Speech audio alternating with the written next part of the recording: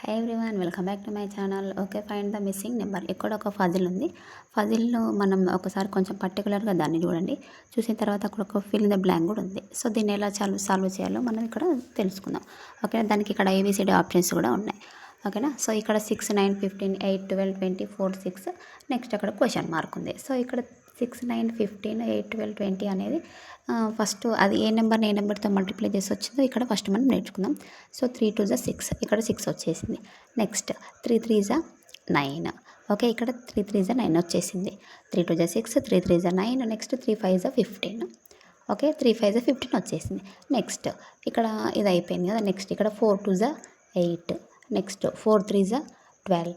Next 4 5 20. So ఇక్కడ మనకు 3తో 4తో multiply చేస్తే ఇక్కడ ఫిల్ ఇన్ ద బ్లాంక్లో ఉన్న ఆన్సర్స్ అన్నీ వచ్చేసినాయి.